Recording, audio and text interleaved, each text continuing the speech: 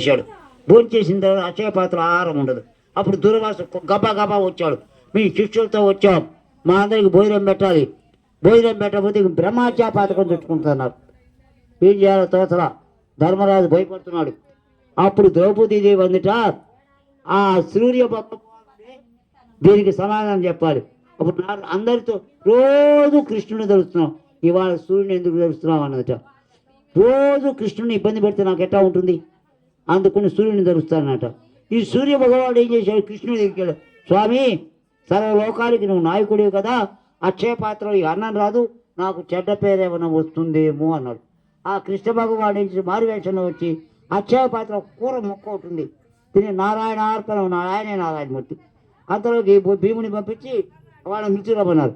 ఎప్పుడైతే ఈ కృష్ణుడు మింగాడో దూరవాసుల్లో ఉన్న మొత్తం మీదకి కడుపు నిండిపోయింది. వాళ్ళ దాని వాళ్ళు వెళ్ళారు. ఇన్ని ఇబ్బందులు ఎందుకు వచ్చినాయంటే సూర్యగ్రహాలు లోపిస్తే. ఈ చంద్రగ్రహం ఉందే జలదేవత, చంద్రగ్రహణలు ఉన్నప్పుడు వాడు సముద్రంలో పడాల్సిన ఏమీ కాడు. ఒకడు ఆర్థికంగా బాధపడుతున్నాడు, అతని పేరు నారాయణుడు, దరిద్ర నారాయణుడు. ఈ నారాయణుడు ఏం చేశాడు, ఈ కష్టాలు తట్టుకోలేని ఒక సముద్రంలో దూకి చావాలని ప్రయత్నం చేశాట. అదే సమయం నారాయణ అంటూ నారదుడు వచ్చాడు. ఏందని నన్ను పిలుస్తావన్నాడు. ఆ దరిద్రాడు, నిన్ను కాలదయా, వైకుంఠంలో ఉన్న నారాయణ పిలుస్తావన్నాడు.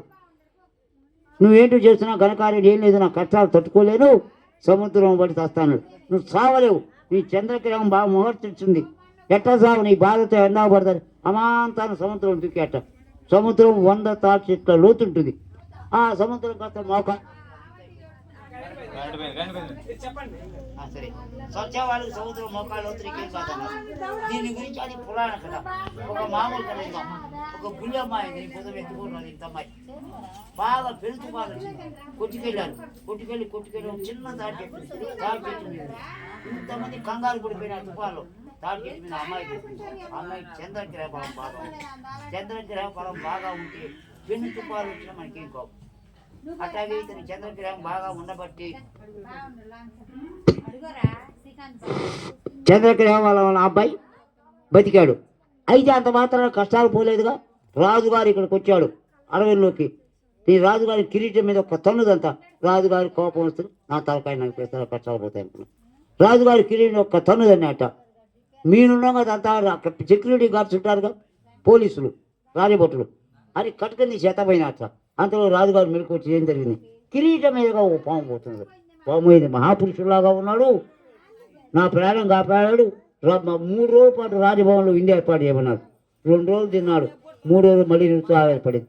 ఇవాళ రాకుండా రేపు నా గతి ఏమిటి, ఏమైనా సరే మరణాన్ని. రాజకుమార్తె స్నానానికి వెళ్ళింది. స్నానం అంటే బాత్రూంలో స్నానం కాదు, ఒక నది దగ్గర స్నానం చేస్తూ ఉన్నది.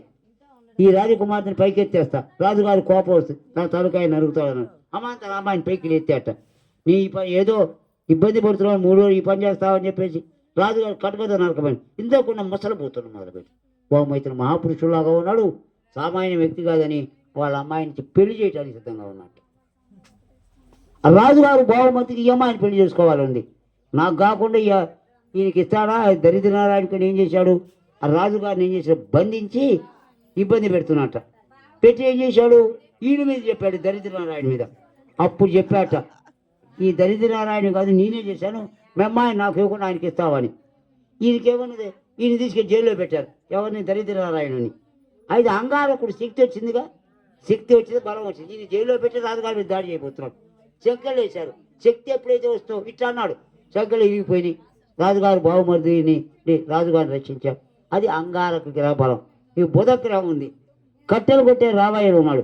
నేను మంగళపై మహారాజు కొడుకుని ఒక రాజకుమార్తెని పెళ్లి చేసుకోవడానికి వచ్చాట. పెళ్లికి సిద్ధమైనాడు. చివరికి మంగళం పని మహారాజు రాజే వచ్చాడు. ఉత్తదే కట్టెలు కొట్టుకునేవాడు. మంగళం మహారాజు కొడుకు అవుతాడు.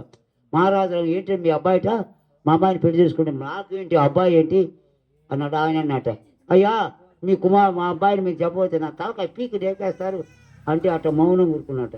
తీరా పెళ్లి చేశారు అమ్మాయిని. పెళ్లి చేయగానే అమ్మాయి పెళ్లి కూతురుట, నేను మహారాజు కాదు కట్టెలు కొట్టే రావాయనంట. నాన్న ఇప్పుడు డాడీ అనేవాడు, భలే పని చేసావే, నేను నమ్మి భలే మర్చిపోయినాను అన్నాడు. ఎవరు చేసినా రావాయన, ఎవరు అక్కడ అన్నాడు. ఇప్పుడు ఫోన్లు లేవు. పక్కన సెక్యూరిటీ గార్డు వచ్చి ఆయన పట్టి బంధించమని గబా పరిగెత్తి కాళికాదేవి గుళ్ళోకి వెళ్ళాడు. కాళీ కాదు బుధగ్రహం ఆవహించింది. కట్టుకుడు కూడా పెద్ద పాండిత్యం కాళీ కాదు ప్రార్థించాడు. ఓమో కట్టెల కొట్టుగా రామయ్య అనుకున్నాం, చాలా గొప్పవాళ్ళగా ఉన్నాడని ఈ అమ్మాయిని చీరి పెళ్లి చేశాట. శుక్రగ్రహం, శుక్రుడు సంపద, సంపద ఈ రాజకుమార్తెకి సంపద వచ్చిందిగా. మంగళం మహారాజు అని కట్టెలు కొట్టుకునేవాడికి సంపద వచ్చింది శుక్రుడు వల్ల. తర్వాత దరిద్రాలు పెళ్లి ఆయనకి సంపద. శుక్రగ్రహం ఉంటే మనకి క్యాష్ వస్తుంది. శని అంటే ఆయుష్ అధిదేవత. ఒక గుళ్ళో పూజారి గారు ఉన్నాడు. ఆ పూజారి గారికి రాజుగారికి సావాసం. పూజారి గారి కుమార్తె పెళ్లి చేయాలని చూశారు. ఆ అవతల పూజారి గారిని కొడుకన్నట్ట మీ అమ్మాయిని ఇచ్చి మీ అమ్మాయికి 108 రూపాయలు బంగారు నాణ్యాలు కాదు, బీజీ బంగారు నాణ్యాలు ఇస్తే కానీ మీ అమ్మాయిని చేసుకున్నట్టు. ఇది సమస్యగా తయారైంది. రాజుగారికి ఆ అర్చకుడికి సావాసం. మీ అమ్మాయి పెళ్లి నేను జరిపిస్తాన్నాడు కానీ ఎంతసేపు డబ్బులు రాకపోతే ఆయన అన్నట్టు అవి రాలేదే. తిరుమంగళాల వాళ్ళని దొంగతనం చేస్తావా అనుకున్నాడు. తిరుమంగళారి అని విష్ణు భక్తులు ఉన్నాడు. వాళ్ళు దొంగతనం చేసి అన్నదానం చేస్తాడు. అంతలోకి ఈ రాజుగారి దగ్గర ఇంకో రాజు వచ్చాడు, ఒక ఫ్రెండ్. ఈ బ్రాహ్మణుడు ఏం చేశాడు, పూజారి మేళలో దండేశాడు. దానిలో బంగారం చిన్న చిక్కొని ఉంది. ఇంకైంది బ్రాహ్మణుడు బంగారుకు ఇది తీసుకెళ్ళాడని ఈ రాజుగారి మీద అనుమానం వచ్చింది. దీనికి కారణం శనేశ్వరుడిని పట్టానికి వచ్చాట. శనిదేవుడు ఈ విష్ణు భక్తుని పట్టానికి వస్తే విష్ణుమూర్తి అన్నట నా భక్తుని పత్తడుతూ అన్నట్ట. ఎన్నేళ్ళు పడతావన్నట్టు, 7 ఏళ్ళు పడతావన్నట్టు. ఉద్దు ఓమో అన్నాడు విష్ణువు. 7 నెలలు పడతా అమ్మో అన్నట్ట. 7 రోజులు పడతా అన్నట్ట.